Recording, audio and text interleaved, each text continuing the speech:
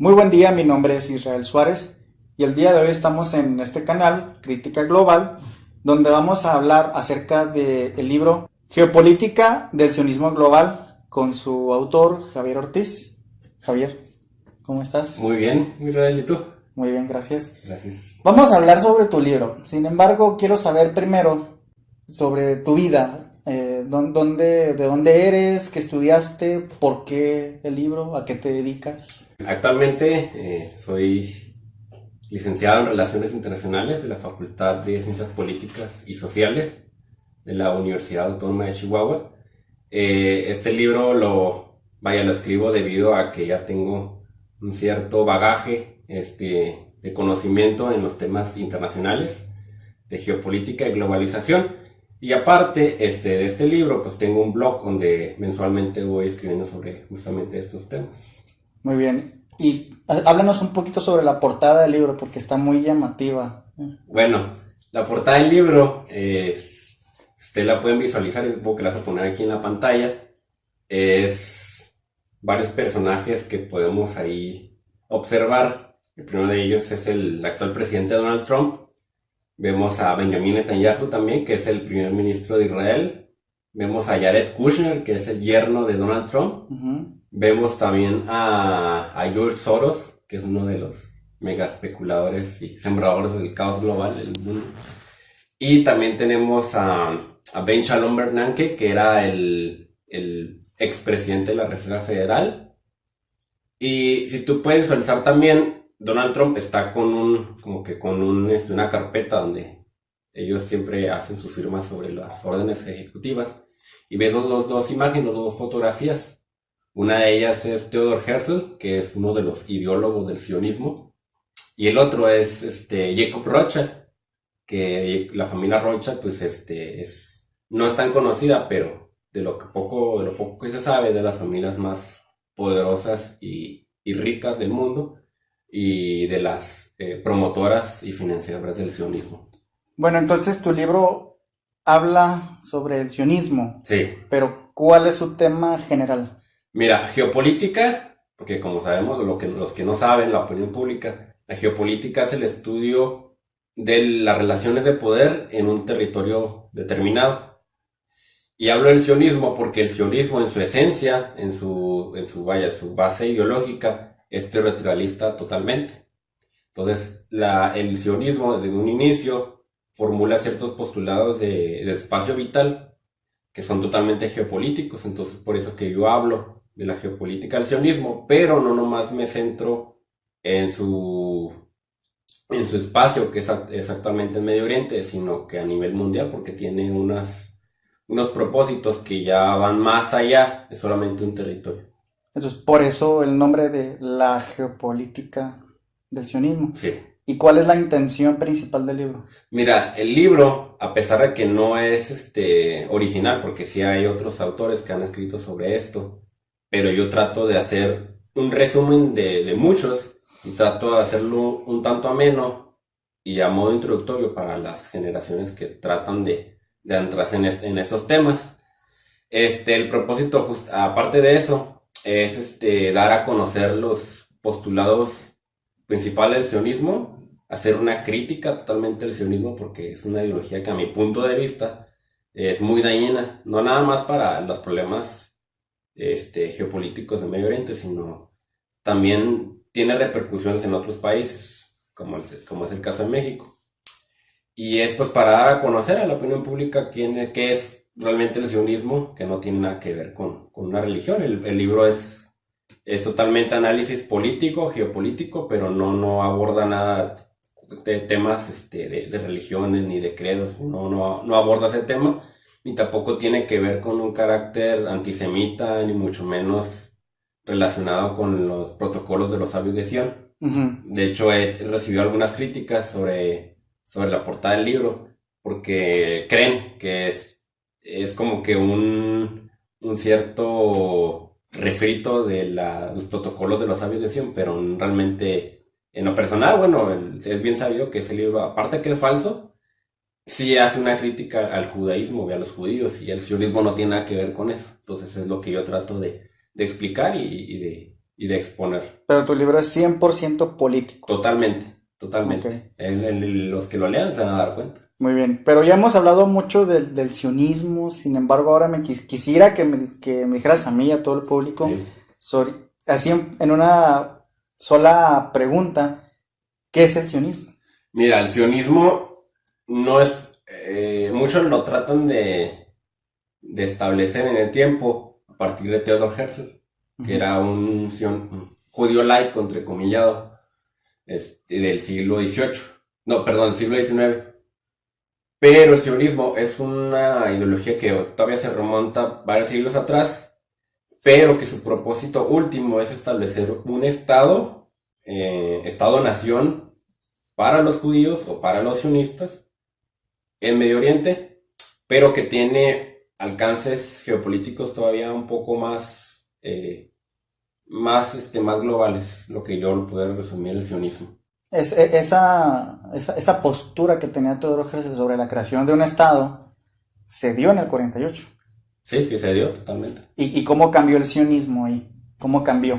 Mira, lo que pasa es que el sionismo al final del día era un proyecto de una élite poderosa, rica, que requería establecer una zona estratégica en una región que es muy rica en petróleo, y que el Estado de Israel fue un pretexto que tuvieron que crear esas cúpulas, pero que a la póster, o bueno, ya en un contexto ya mundial, pues era de carácter económico y financiero al final de cuentas. Entonces, ¿quién apoyó a Theodor Herzl con esta...? Mira, al principio Theodor Herzl no tenía apoyo, pero conforme él iba proponiendo sus ideas, tuvo apoyo de la comunidad cristiana evangélica en Europa. Y posteriormente tuvo apoyo de los Rothschild, la familia Rothschild, la que hemos mencionado. Ok, y catapultan su idea sobre la un catapultan Estado. y al final, y posteriormente, lo apoya y lo financia. Aparte de los Rothschild, lo apoyan totalmente los Gran Bretaña, que en ese entonces era un imperio. ¿Y cómo entra aquí el tema del Holocausto? El Holocausto es un tema muy delicado. Sí. ¿Lo abordas en el libro? Lo abordo, pero de manera muy tangencial. Porque no, el tema no es aquí si hubo holocausto o no hubo holocausto. Eso no repercute en nada si hay sionismo o no hay sionismo, o si el Estado de Israel debe existir o no. Eso no repercute en nada si hubo holocausto o no hubo. Pero el holocausto es un pretexto que al final del día usan el sionismo y los líderes sionistas como Benjamin Netanyahu para tratar de refugiarse en una religión y así fundamentar que ellos son las víctimas. Y así, de esa manera, poder convencer a la opinión pública de que el Estado de Israel debe existir. Pero eso es independiente, o sea, México no requirió un holocausto para existir. Ok. Sino simplemente un propósito y unas fuerzas nacionales para poder establecerse. De igual manera, el Estado de Israel debe existir, pero considero yo, y lo explico en el libro, que están yendo a un grado de extremismo en el que no le están reconociendo los derechos a otro grupo racial, étnico y religioso como lo son los palestinos. Los palestinos, ya hablaremos un poco después de los palestinos, Sí. Pero tengo entendido que el sionismo quería poner a los israelíes Sí. En otros lugares. Hubo ciertas opciones antes de ubicarlos en Medio Oriente, donde fueran. Sí, mira, Theodor Herzl en su libro Der Judenstaat, que se llama El Estado Judío, él aborda que también pudiera ser posible, y también en las organizaciones sionistas y los congresos sionistas, que pudiera establecerse el Estado de Israel en Madagascar y también en la Patagonia, Argentina. Pero a la postre, pues vaya, establecen en el último congreso, el sexto, si mal no recuerdo, que debe ser en Palestina, porque pues es el único lugar en donde los hebreos o los judíos históricamente se encontraban. Muy bien. Y eso era el sionismo antes. Sí. Y ahorita, ¿cómo es el sionismo y cuáles son sus diferencias? Porque tengo entendido que hay sionismo financiero y sionismo político. Mira, el sionismo financiero, el libro yo lo abordo en cuatro capítulos. El primero yo lo abordo en definición de ciertas definiciones preliminares. Hago una diferencia entre el sionismo, entre el judío, entre el hebreo, entre el semita y entre otras peculiaridades. El segundo capítulo yo hablo sobre los ideólogos del sionismo, o los que han puesto su granito de arena, por así decirlo, en la creación del sionismo como ideología y como proyecto político. Pero el último capítulo yo abordo sobre el sionismo financiero, que es el que tú mencionas. El sionismo financiero va más allá del sionismo político, porque el sionismo político, como su nombre lo indica, es totalmente una cuestión de relaciones de poder en Medio Oriente, establecer un estado político, territorio, nación, etc. Pero el sionismo financiero no lo inventé yo, lo inventó un analista mexicano que se llama Alfredo Jalife. Él lo aborda en sus libros, lo cito en el libro, y él habla de que el sionismo financiero es como que las cúpulas sionistas que se encuentran en los centros financieros más importantes del mundo, como lo es la City en Londres y lo es Wall Street en Estados Unidos, y a partir también de ciertos agentes económicos, como son George Soros, como son los grandes bancos y los grandes calificadoras de riesgo, de riesgo financiero.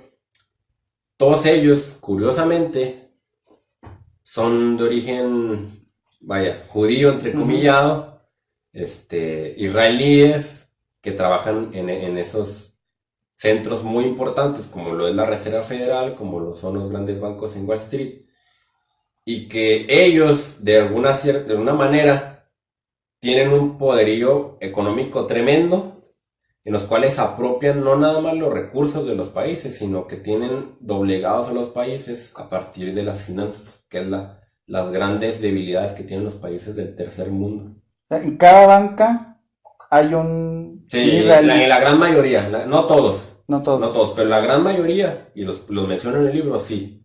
Hay un israelí. Sí, y curiosamente en la Reserva Federal vemos a personajes como Benjamin Bernanke, Stanley Fischer, el anterior a Ben Bernanke, que era Alan Greenspan, y entre otros que podemos ver. Y muchos trabajan en el Fondo Monetario Internacional, Banco Mundial, y después se pasan a la Reserva Federal, salen de la Reserva Federal, trabajan en bancos privados. ¿Y BlackRock? BlackRock, por ejemplo, BlackRock, el Larry Fink, que es el director de BlackRock, él es israelí, estadounidense. Okay. Entonces, dicen, no, pues que ya son ideas ya más allá de lo tangible, de lo real, pero pues llama la atención de por qué están ahí ellos. Ahora, no digo que no puedan estar, la cuestión es de que por qué estando allá, intervienen en las decisiones de otros países en materia de políticas públicas, en materia económica y financiera. ¿Y cómo entra aquí la familia Rothschild? Mira, los Rothschild, esto no es secreto. Los Rothschild han sido una familia de mucho poder y de mucha riqueza en Europa principalmente. Nada más que ellos vienen de Alemania y posteriormente empiezan a tomar ciertos lugares y puestos en Inglaterra, en Francia, en Portugal, en ciertas zonas. Pero ellos, pues, eran de origen judío, entre comillas, también es bueno repetir. Y ellos se llaman Rothschild porque el padre Rothschild, el que se cambió el nombre, no se apellidaba Rothschild, se lo cambió, se apellidaba Mayer. No me acuerdo el apellido original. Pero se cambió el nombre Rothschild porque afuera de su despacho, como contador o algo así, no me acuerdo. Bueno, como centro de negocios, él tenía, ¿verdad? Y afuera de su despacho tenía un cartel que era un escudo rojo. Un escudo rojo. Que en alemán se dice Rothschild. Él se cambia el apellido y se pone Rothschild. Y todos sus hijos les empieza a delegar como ciertos cargos en su empresa, porque incluso ya él comienza a financiar gobiernos. El gobierno de Alemania, el gobierno de tal lado, el reino de tal lugar. Entonces él empieza ya a acumular mucha riqueza debido a que era más rentable prestarle a las familias ricas y a los reinos, a los gobiernos, que prestarle a privados. Entonces, a partir de ahí ellos empiezan a tener mucho poder. Pasan los siglos y es cuando ellos ya intervienen en la financiación de zonas en las que se acrecentan judíos de diferentes partes del mundo y ellos la financian. Los Rothschild intervienen muy, muy abiertamente, y eso no lo digo yo, o sea, el mismo Jacob Rothschild en una entrevista, él hace este cuestionamiento, él dice, sí, efectivamente mi abuelo intervino en la creación del Estado de Israel, siendo él, pues, judío, ¿verdad? Ok, entonces después sí que el Estado fue fundado Sí, por totalmente, el sí. sionismo. Y abiertamente ellos lo confiesan, o sea, Ajá. así que no hay manera de que, no, que yo me lo inventé porque pues, está confesado. La confesión de partes, relevo de pruebas. Muy bien. Y sobre bueno, me decías hace un tiempo que el sionismo es como un pulpo. Bueno, el pulpo El pulpo sionista. Sí, porque ya vemos que el sionismo interviene en muchos gobiernos, como en el caso de México. Intervienen y son como varios tentáculos, ¿no? Que a partir de Israel, De Israel. unos tentáculos que se van acomodando en diferentes regiones del planeta. Ok, y hablando ya sobre ese pulpo del sionismo en otros países, ¿cómo va la relación del sionismo con el gobierno actual de Donald Trump? Mira, hay un capítulo, que es el tercer capítulo, después De tu libro. de mi libro, en que yo hablo sobre el destino manifiesto pro-israelí. Pro-israelí porque hay una relación muy importante, ideológica, entre el trumpismo, que es real, Uh-huh. de Donald Trump, y el sionismo. ¿Por qué? Porque el trumpismo en su esencia es nacionalista, supremacista, blanco. Y el sionismo es supremacismo, nacionalismo israelí. Y los colonizadores, o los primeros colonizadores de América del Norte, que es los Estados Unidos, los que llegaron ahí en el barco Mayflower eran puritanos, anglosajones. Uh-huh. Blancos. Blancos, sí. Entonces ellos tenían unas ideas un tanto supremacistas, teológicas incluso, en los que ellos veían a América como la nueva tierra prometida. Ellos se veían como los nuevos hijos de Israel.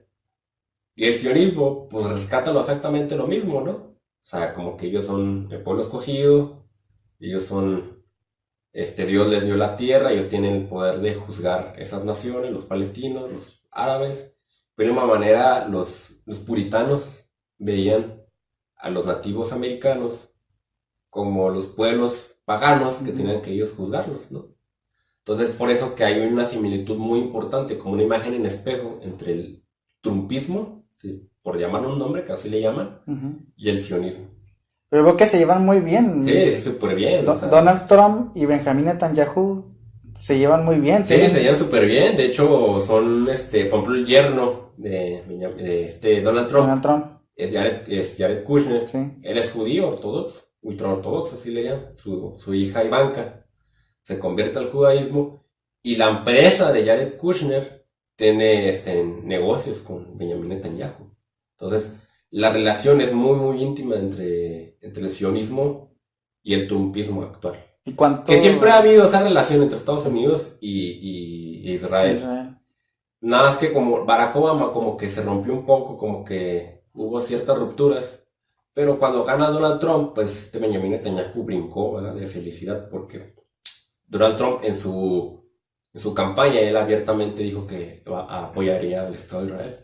¿Y como qué sionistas me puedes mencionar que viven en Estados Unidos y que están bien posicionados? Mira, sionistas puede haber tanto judíos como no judíos. Sí, claro. Hay muchas personas que no son judías, pero apoyan al sionismo. Abiertamente el sionismo, ¿verdad? Son muchos, pero en realidad en Wall Street están los principales. Por ejemplo, está el que metieron en la cárcel, el Bernard Madoff, que pues, era un financiero que defraudó a mucha gente con la pirámide de Ponzi, porque él decía que a partir de los ahorros de mucha gente podría darles un rendimiento, ¿verdad? Pues ahorros, ¿no? Es como tú pones en el banco tus ahorros y te dan un rendimiento anual. Nada más que él defraudó a la gente a través de una pirámide Ponzi.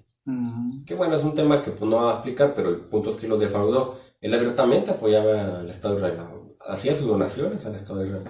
Y hablando de donaciones, sobre el dinero que Estados Unidos le da a Israel, Mira, son cantidades muy grandes.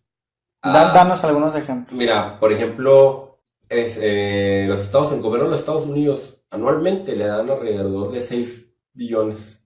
Tanto el gobierno como las aportaciones privadas. Pero 6 billones alrededor de dólares llegan a las manos del Estado de Israel. Aparte le dan asesorías en materia de seguridad, les regalan aviones, casas. Recientemente el año pasado les dieron un portaaviones, les dan armas, les dan entrenamiento en la OTAN. Entonces estamos hablando de un apoyo incondicional muy, muy grande, con el cual Estados Unidos no tiene con ningún país, solamente con el Estado de Israel. Entonces llama la atención de por qué Estados Unidos tiene esa relación tan íntima con el Estado de Israel. Entonces están simplemente aliados 100%. Sí, aliados 100%. Incluso aún con Obama seguía habiendo ese apoyo, aun cuando no fuera expreso el apoyo del presidente Obama. Todos los presidentes anteriores siempre han tenido esa relación muy íntima. ¿O por qué? Principalmente, mira, eso lo aborda, yo lo menciono, pero lo tomo citado de un libro célebre de 2 autores de la Universidad de Harvard, que se llama El lobby israelí y la política exterior de los Estados Unidos. Él aborda en ese libro de forma muy detallada cómo hay grupos cabilderos que trabajan en la Casa Blanca y en el Congreso de los Estados Unidos, y cómo ellos apoyan, financian a los congresistas que llegan al Congreso de los Estados Unidos y al Senado, y cómo ellos al final del día votan a favor de ciertas políticas que benefician al Estado de Israel, así como su financiamiento. Entonces, en honor a la verdad, hay como que un apoyo, pero una presión también, una presión del Estado de Israel sobre el gobierno de Estados Unidos. Muy bien, y sobre lo que es el tema del sionismo, pero en México. Mira, el Estado de Israel tiene mucha incidencia en México, aunque muy pocos se percaten. Al final del día, el sionismo está en muchos lados. La gran mayoría de los países sí intervienen. Pero en México, de manera específica, tenemos que hay agentes o pseudo-periodistas o pseudo-intelectuales que abiertamente son financiados por George Soros. ¿Y quién es George Soros? Pues George Soros es el instrumento de la CIA que mueve los mercados financieros y que es un sembrador del caos global, porque aparte financia toda esta cuestión de la agenda de género, ¿no? Pero George Soros pues es un mega especulador y mueve las fichas en las finanzas de varios países. En México está más que en su casa. Castañeda Goodman, por ejemplo, es un gato de George Soros abiertamente. Krause, un agente íntimamente ligado a George Soros. Varios periodistas están ligados con George Soros. Que George Soros es que George Soros juega a 2 bandos. Por un lado apoya a la derecha y por otro lado apoya a la izquierda. Ah, caray. ¿Por qué? Porque pues él quiere que sean 2 grupos que se confronten, ¿no? Que sea un caos internamente en los países. Pero George Soros, pues es conocido que él es de origen judío, entrecomillado, ¿verdad? Ahorita explicamos por qué entrecomillado. De origen húngaro. Sionista. Sí, sionista, sí. Trabaja, tiene una fundación de financiamiento a estos grupos de presión en las políticas públicas de los países, y aparte tiene un centro financiero que se llama Quantum. Él ahí opera todas sus redes de mercado derivado, de acciones, entonces donde saca su mayor tajada, y a partir de eso lo direcciona a estos grupos vía su organismo no gubernamental. Pero él en México tiene una incidencia muy grande. Pero no nomás es George Soros, también por ejemplo Benjamin Netanyahu tiene el Estado de Israel, aparte, y Benjamin Netanyahu en cierta manera, tiene una empresa que se encarga en el Estado de Israel se encarga del agua, que se llama Mekorot, y esa empresa tenía una relación muy íntima con el antiguo director de la Conagua, que se llama David Corenfeld, además que lo corrieron porque era un amponazo, un corruptazo, ¿verdad? Que él se viajaba en helicópteros para ir de su casa a su campo de golf, o sea, helicópteros que eran de la Conagua, entonces... Pero la corrupción en México, pues ya sabemos cómo está, pero él llama la atención porque tiene una relación muy íntima con esta empresa israelí. De hecho, Corenfeld es judío, entrecomillado, israelí mexicano. Y Corenfeld, con esta empresa, quería la privatización del agua en México. Que se dio, ¿no? Hasta hace poco con Peña Nieto. Lo de Peña Nieto es una cuestión ejecutiva, pero no fue privatización como tal. Sí y no. Pero la ley Corenfeld, que era la de México, que ahorita se llama ley Pichardo, porque ya Corenfeld no está, ahora está otro ruco ahí. Pero es básicamente lo mismo. Bueno, peor todavía, porque la de Corenfeld era privatización del agua a 20 años. Y la privatización del agua Pichardo era de manera perpetua, a perpetuidad, así maneja la ley.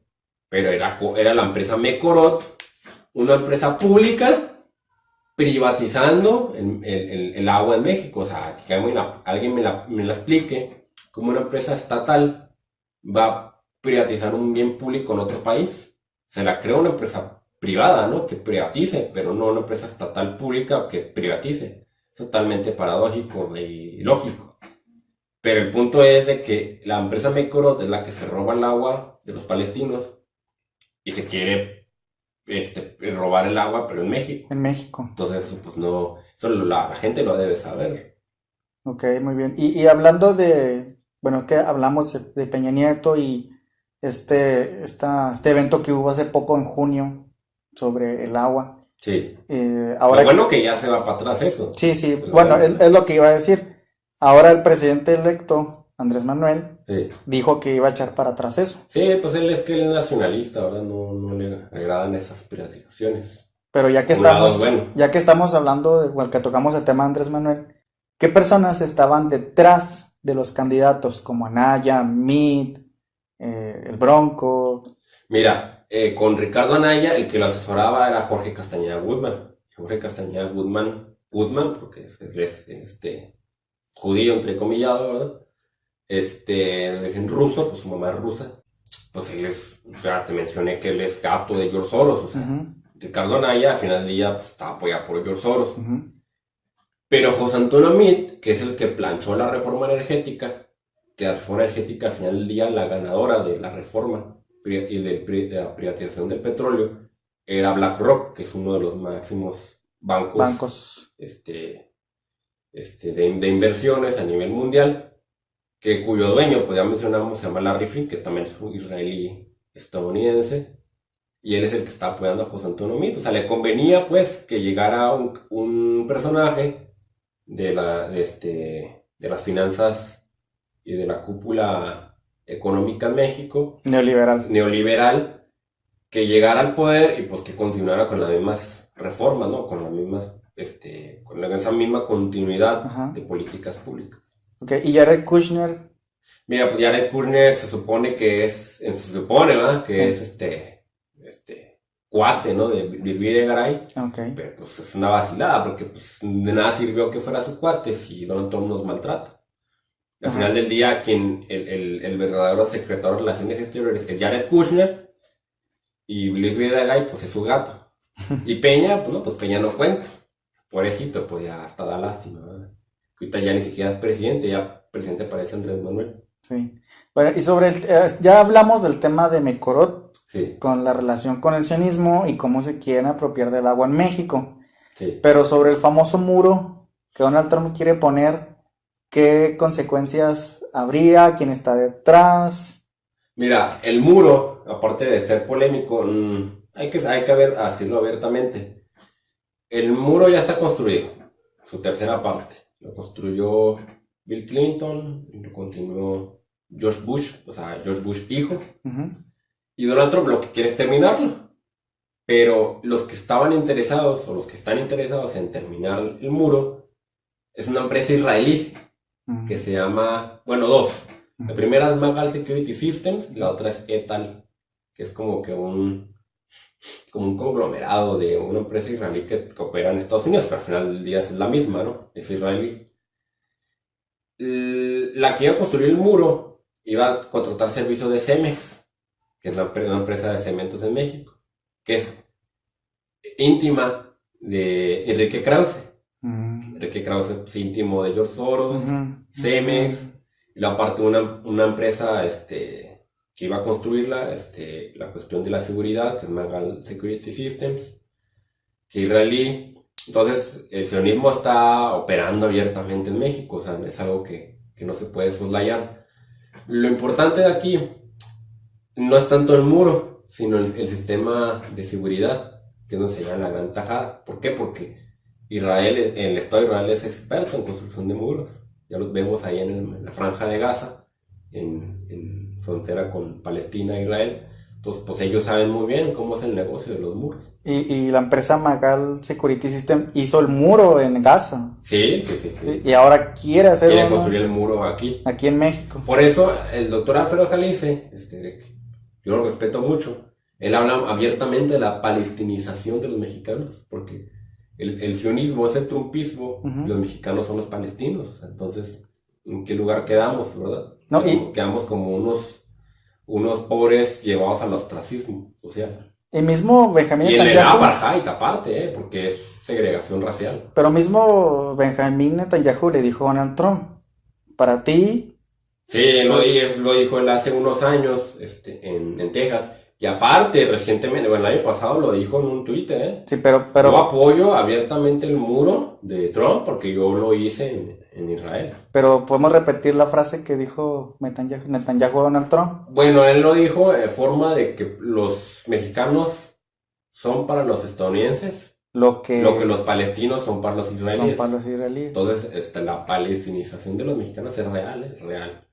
Muy bien, y sobre lo que es entrecomillado que me dices, porque cuando me mencionas a George Soros, me dices, es judío entrecomillado, Castañeda Goodman es judío entrecomillado, el sionista es judío, no es judío. Sí, yo abordo ese tema en el primer capítulo de mi libro, en el que hago sobre las ciertas definiciones, ¿no? Sobre entre judío, entre israelí, entre israelita, entre hebreo, semita, ¿verdad? Son términos que pues, la gente no los conoce, entonces lleva a usarlos de manera muy despectiva, peyorativa y hasta asquerosa. Entonces yo digo judío entrecomillado porque se sabe abiertamente, esos son datos a nivel científico, de hecho yo no los conocía, llegué incluso a campos en los que nunca había abordado, que es en la genética. Si tú miras, por ejemplo, a un israelí, si tú vas, por ejemplo, a Estados Unidos y ves a un israelí estadounidense o vas al Estado de Israel y ves a los israelíes, la mayoría no tiene una fisionomía de Medio Oriente, una fisionomía totalmente distinta. ¿Por qué? Porque se sabe abiertamente que los israelíes actuales pues son házaros.